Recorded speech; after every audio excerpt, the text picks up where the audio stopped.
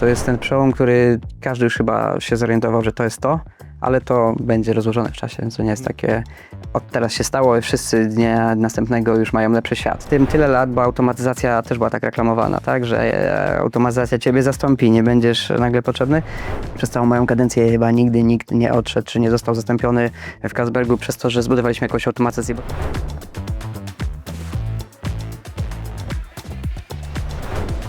Cześć, witajcie w kolejnym odcinku Sea Talks. Kontynuujemy naszą miniserię o generatywnej sztucznej inteligencji, o Copilocie. Dzisiaj moim gościem jest Dominik Chrzanowski. Cześć Dominik. Cześć. Dominik jest liderem wdrożeń Generative AI. Twoja rola to AI and Automation Tech Lead. Tak Czy jest. coś chciałbyś dodać do tego wstępu? Tak, jest to pozycja AI and Automation Tech Lead. Tak jak wspominałem wcześniej, niestety będzie parę tutaj anglojęzycznych terminów się wkradało z racji naszych biznesów i w technologii, w której się obracamy, ale tak, od 7 lat zajmuję się szeroko pojętą automatyzacją i budowaniem, wdrażaniem tego typu technologii w naszym środowisku.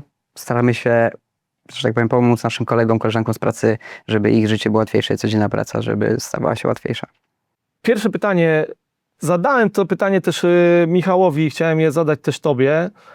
Twoje pierwsze wrażenia, jak spotkałeś się w ogóle z Generative AI? Z Copilotem, czy ogólnie z Generative AI? Jakie były twoje pierwsze wrażenia? Myślę, że było takie zachłynięcie jak u każdego, super, ale po chwilach zabawy to jeszcze nie to jeszcze czegoś tam brakuje. Jeszcze nie jest ten poziom, który byśmy wszyscy chcieli.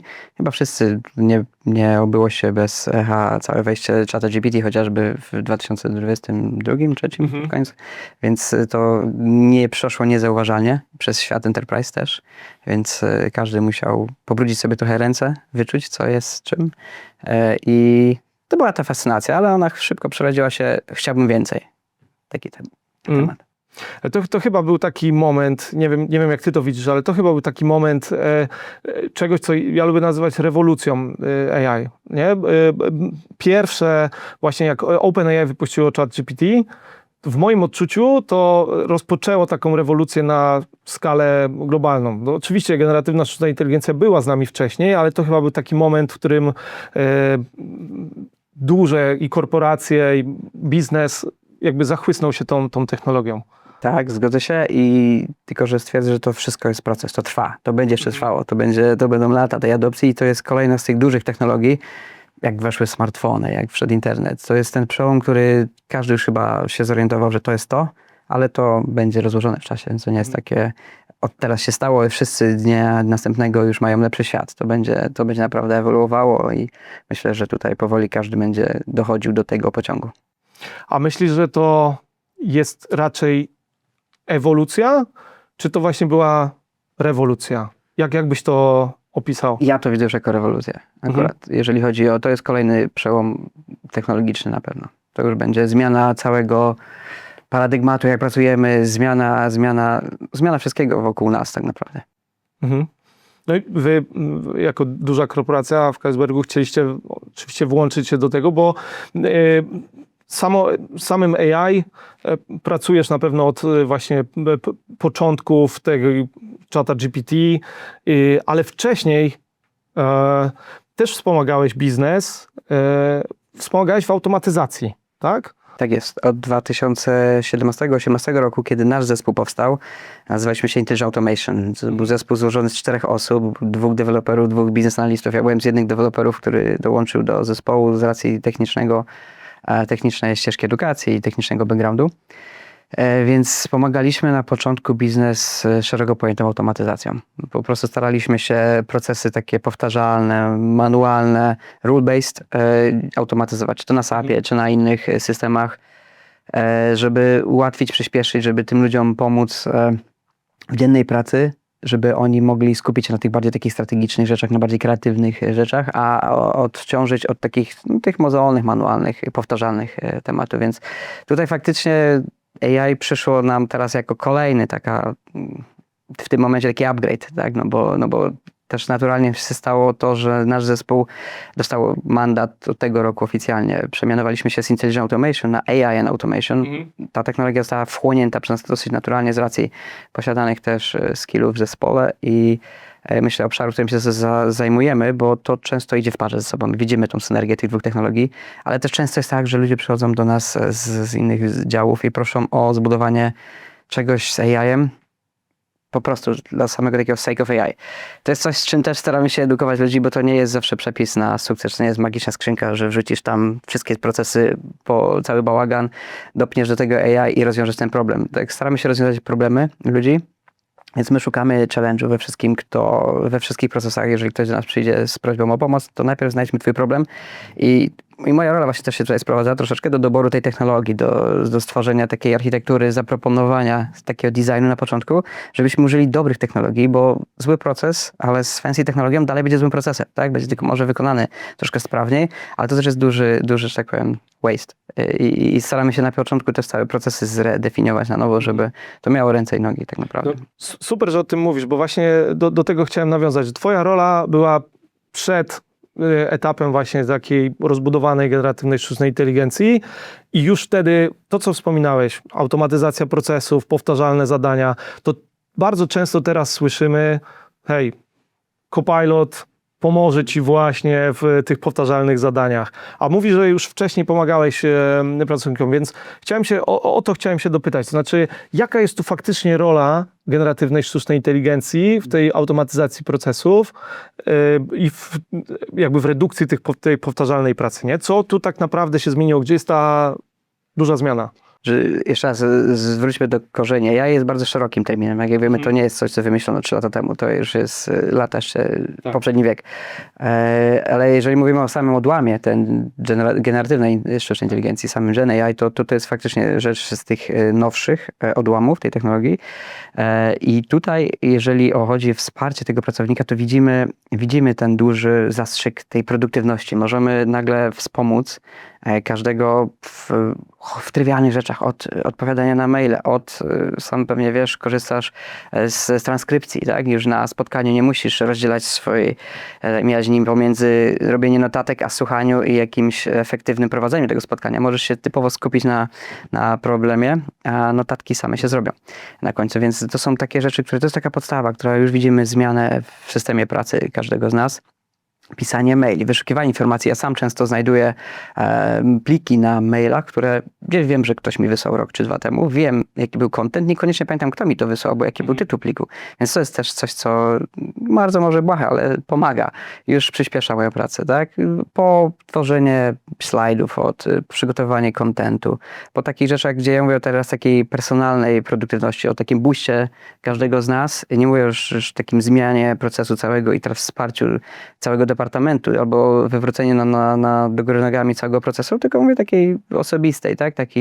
Taki kompan, bo ja tak to widzę, że to będzie nasz taki asystent w dzielnej pracy, to będzie mój sparring partner brainstormingowy, tak? Ja będę mógł z kimś, mam mieć rzeszę moich doradców na każdy temat, eksperta, który może mnie wspomóc w tym ciągłym procesie jakiegoś odkrywania czegoś, eksploracji, myślenia nad danym problemem i to jest takie piękne tutaj, więc to jedna rzecz, o których mówimy, wsparciu i codziennym wzroście, takie typowe dbanie o ten rozwój każdego z nas i boost produktywności, a druga rzecz to jest budowanie takich już rozwiązań, które naprawdę mają duży impact na organizację, które gdzieś tam całe procesy automatyzują i augmentują, przenoszą na wyższy level tak naprawdę, więc to jest drugi aspekt tej całej technologii, ale to tak jak powiedziałeś, to leży bardzo blisko siebie i to jest dla mnie taka troszkę naturalna ewolucja tych systemów i one się tak mocno zazębiają, że widzimy tutaj bardzo dobrą synergię między nimi. Tak, no od tego się zaczyna, nie? Od tej produktywności każdego z nas, nie? I od tego mamy. Tu rozmawiając o konkretnych rozwiązaniach, właśnie Microsoft 365 Copilot, który opiekuje ten temat osobistego asystenta. Tak mówiłeś, nie? Ja też często korzystam z rzeczy do robienia jakiegoś researchu, czy znajdowania jakichś dokumentów, które kiedyś były mi udostępnione. Też powiedzmy o tym, bo właśnie czym Generative AI nie jest. Myślę, że to jest też ciekawe, nie? Bo dużo jest właśnie mitów na ten temat. Tak jak mówisz, ludzie przychodzą, biznes chce mieć AI, to powiedzmy, czym on nie jest. Że jakby Michał, z którym rozmawiałem wcześniej, wspominał o tym, że właśnie warto znać do czego granice, nie? Do czego wykorzystywać tą technologię. Jak ty to widzisz? Znaczy tak, to jest bardzo dobry temat i szeroki, możemy teraz o tym też godzinę rozmawiać pewnie, ale w skrócie, może żeby też kontekst trochę nadać, w naszej organizacji od marca tego roku mieliśmy taki dosyć duży program całego naszego upgrade'owania naszego zespołu do właśnie takiego w pełni silnego zespołu, który może wdrażać i implementować, budować tę technologię. I przez 2-3 miesiące tak naprawdę pracowaliśmy nad stworzeniem frameworku. Dodam, że to było przy współpracy jednej z topowych firm konsultingowych oczywiście, więc ramię w ramię z naszymi ekspertami mieliśmy przyjemność budować te podstawy i właśnie zarysować troszeczkę te granice, cały framework zbudować, ale na dwóch płaszczyznach. Jednej takiej bardziej biznesowo-operacyjnej, a drugiej typowo technicznej. Właśnie też miała być przy okazji tutaj szansę być co-leadem tego technicznego streamu, więc jeżeli chodzi o technologię i nasze integracje, to pracowałem przy tym, ale koledzy z naszego zespołu bardziej byli odpowiedzialni za cały proces, cały proces budowania od zera, zbierania tych wymagań, cały responsible AI i tak dalej, takiego typu rzeczy.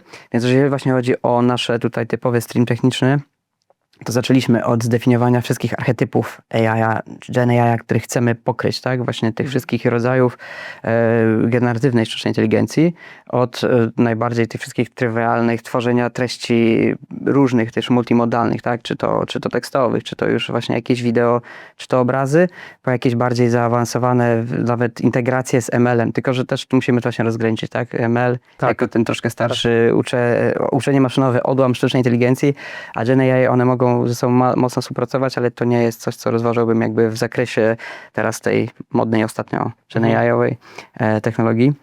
Więc tutaj te wszystkie archetypy określaliśmy i idąc dalej jeszcze tym tropem, staraliśmy się te archetypy opisać i zbudować wokół nich taki design, taki bardzo template nawet bym powiedział, dla każdego z archetypów, że później w przypadku pomysłów, które do nas spływają z różnych naszych rynków, z całej grupy Kacberga, wiemy od razu, ten archetyp jest od generowania treści, ten archetyp jest na przykład od zupełnie innego, do wsparcia kampanii marketingowych, do jakiegoś generowania obrazów, więc przy tym projekcie będziemy pracować z tymi archetypami. Od razu to ciągnęło ze sobą dalej różne technologie, różne procesy i tak dalej. Więc jakby to też było właśnie istotne i to też polecam organizacjom, żeby zaczęły od tego takiego strong foundation, żeby zbudować podstawy, bo tu można się szybko gdzieś tam zgubić w tych meandrach wszystkich tych rodzajach i tak, to jest coś, co na pewno jest istotne, więc polecam zacząć tak jak my od podstaw, a później uzbrajać zespół w odpowiednie skille, edukację i też ludzi w edukację, bo to jest, myślę, że technologią, ale dopóki człowiek jest w tym procesie, to jesteśmy i tak podatni na jakiś błąd, tak? Na failure. Więc edukacja to też jest bardzo, bardzo istotny aspekt, który bym nie bagatelizował. Tak, no poruszyłeś dużo bardzo ciekawych wątków i bardzo, bardzo fajnie, bo chciałem właśnie wrócić. Mówisz o tych strong foundation, żeby zbudować framework, zbudować od podstaw, jak, rozumiem, organizacja podchodzi do tematu generatywnej sztucznej inteligencji, tych zmian, nie zapominając właśnie też o tym aspekcie ludzkim, nie? Czysto, bo technicznie jesteśmy w stanie teraz zrobić naprawdę mnóstwo rzeczy, ale to się musi jakoś wpisywać też w naszą, nie wiem, kulturę organizacyjną, musi to się wpisywać w jakieś nasze ramy, chociażby w jakieś ramy naszego compliance, jakiegoś governance, nie? Jak o tych tematach, jak wy żeście do tych tematów podchodzić? To znaczy, czy wdrażaliście jakieś mocne zasady governance'owe w organizacji? Jest całe też policy, frameworki, AI System Standards, jest nawet Simplified AI System Standards dla użytkownika końcowego, dla nas, dla zespołu deweloperów, dla zespołu procurementu, więc jest cały zbiór zasad, jak korzystać, jak używać, jak budować, jak wdrażać, żeby każdy gdzieś faktycznie to robił w sposób etyczny, transparentny, podążając tymi wszystkimi prawnymi zasadami, więc to też był osobny stream, który zajmował się u nas najpierw postawieniem tych zasad, żebyśmy mieli jasno opisane boisko do gry i później wiedzieli, jak się po nim poruszać, więc to też tak powiem, jest określone i myślę, że bez tego nie ma co zaczynać, ale tu jeszcze raz duży nacisk na edukację bym postawił, bo możemy mieć tysiące stron różnych policji, ale dopóki ludzie nie będą zaznajomieni, nie będą podążać tym, to i tak ten proces jest narażony na mnóstwo dziur, że tak powiem. Właśnie to jest drugi etap, który wspomniałeś, który chciałem zahaczyć, bo edukacja. Ja też z Michałem rozmawiałem właśnie o change managemencie, nie? Zarządzaniu zmianą, bo no, nie ukrywajmy, tak jak cały czas mówimy, jest to duża zmiana, jeśli nie rewolucja faktycznie dla pracowników. Ludzie też mają duże obawy przed tym, że nie wiem, Tak. AI zabierze mi pracę. Tak, tak. Albo jak zautomatyzuje mój proces, to ja już nie będę potrzebny, nie? Tak. Czy wy to też widzicie, jak sobie Tak radzicie jest. z takimi... I ta adopcja cała jest bardzo potrzebna i to, co mówisz, ten obawa przed zmianą, każdy się boi zmian i to jest trochę nasza rola. Na szczęście jesteśmy już w tym tyle lat, bo automatyzacja też była tak reklamowana, tak, że automatyzacja ciebie zastąpi, nie będziesz nagle potrzebny. Przyznam, że przez moją całą kadencję, pracowałem przez kilka lat jako deweloper, ostatnie 4 lata jestem tech leadem, sam mam pod sobą zespół deweloperów. Przez całą moją kadencję chyba nigdy nikt nie odszedł, czy nie został zastąpiony w Kasbergu przez to, że zbudowaliśmy jakąś automatyzację, bo to też nie jest tak, że zawsze da się zastąpić cały proces człowieka, miesięczną jego pracę. To jest zawsze jakiś ułamek procesu, tak? Zero ileś czegoś twojej pracy, a ty dalej robisz te inne, bardziej kreatywne rzeczy, te bardziej rzeczy, które się nie da po prostu zastąpić też AI-em, więc tutaj bym nie miał obaw i też nasze jakby cele strategiczne, to jest spisane, cała cyfryzacja, transformacja cyfrowa naszej organizacji. Mamy jedną właśnie z naszych głównych filarów naszej strategii SAIL 2027 i tam jest właśnie opisane wszystko, jakie są cele i to nie jest zastąpić ludzi, tylko to jest wspomóc ludzi. To jest właśnie ten augment people factor. To jest, żeby dać tego, no, tą produktywność zboostować na kolejny poziom, żeby ludzie mogli naprawdę skupić się na rzeczach ważnych i takich strategicznych i kreatywnych, tak jak wspomniałem wcześniej.